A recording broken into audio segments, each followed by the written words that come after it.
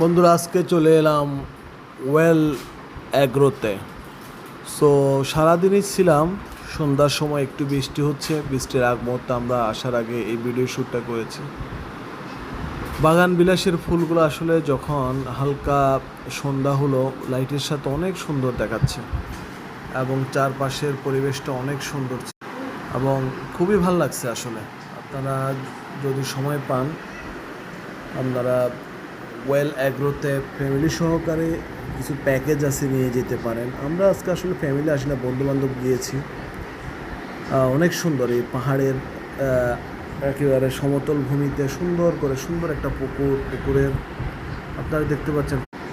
আপনার সময় ভালো করে কাটানোর জন্য একেবারে কৃত্রিম একটা পরিবেশের মধ্যে আপনি ন্যাচারাল একটা প্রাকৃতিক পরিবেশ পাবেন, অনেক সুন্দর। হ্যাঁ,